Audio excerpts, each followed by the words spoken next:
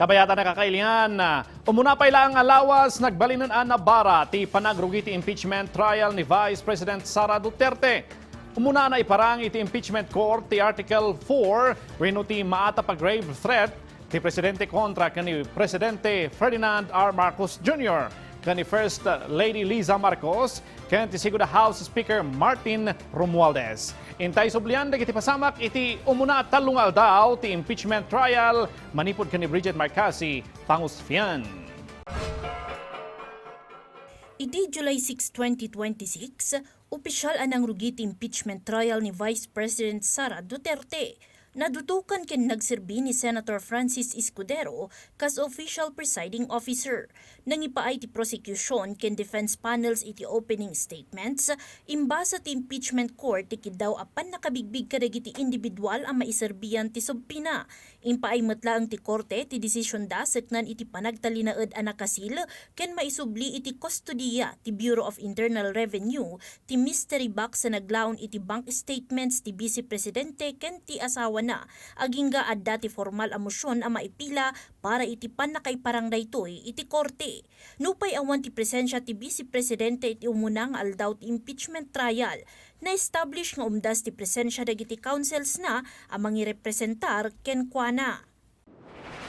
Iti maikadwa nga aldaw, nagserbi kas kaunaan na prosecution witness ni NBI agent Jean-Marc Calinong. Isuna tinadutukan nga agimbestigar ken mangbigbig iti authentication ti digital live stream ti controversial a press conference ni Vice President Duterte anang ibutaktakan na ti pangta iti biag the President Ferdinand Marcos Jr., First Lady Liza Araneta Marcos ken Segundo House Speaker Martin Romualdez. Naipalubos amin na mosyon ti prosekusyon pakairamanan ti panakaaramat kas original a kopya dagiti photocopied nga electronic records no addaan iti authentication ken ti 2 minutos a pasitlaeng ti 2 oras nga conference video ti Vice Presidente, partikular ti paset ti panangpangtana nupay adu adaras ti objection ti defense. Kindly allow the counsel for the prosecution to speak.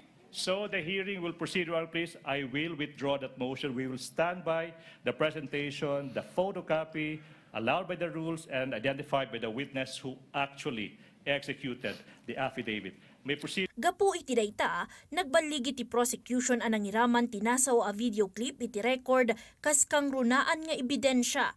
May sa arason no apay akumpiyansa ti panel of prosecutors iti kredibilidad ni Calilong. He was consistent in his statements, he was credible, and he was competent. Nupay nagparang ti Vice Presidente saan nasimmango iti korte.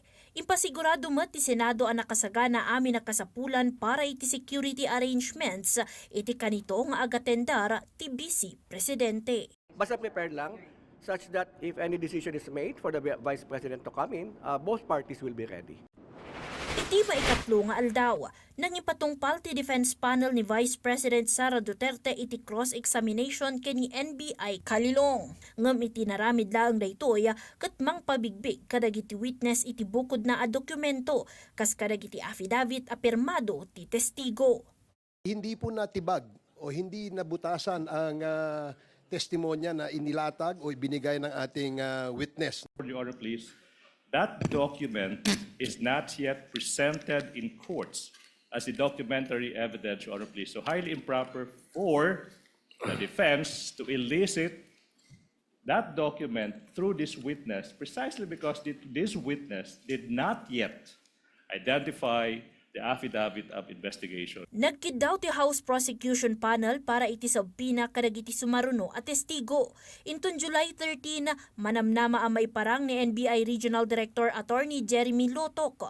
Inton July 14, nimot OVP Chief of Staff Attorney Zulyeca Lopez. Ken inton July 15, maiparang ni sigud nga AFP Captain Belinda Bello. Saan pa'y akarama ni NBI Director Melvin Matibag kadagiti na ibaba a witness list para inton sumaruno alawas ng manamnama iti panakaipila ti manifestation para iti panagparang na inton Miyerkules. Iti talong aldaw a panagtulid ti impeachment trial ni Vice President Sara Duterte, impeteng ti palasyo a napintas ti taray ti umuna at trial. Ang hiling naman po ng Pangulo sa lahat ng pagkakataon ay sundin ang batas at ang proseso. Sa nakikita po at nababasa rin po natin na ipapakita naman na nagiging maayos po ang daloy ng hearing sa Senado. Namingsan pa nga impeteng ti palasyo a hands-off ti ehekutibo iti impeachment trial, gapo iti separation of powers. Mangnamnamamet ti Malacañang nga aramidan dagiti senator judges ti mandato da iti pannakaipatungpal ti trial a maitunos iti paglintegan ken proseso, ken maaddaan iti desisyon a maibasar kadagiti ebidensya. Brigitte Marcasi-Pangosfian, para iti Pagilian.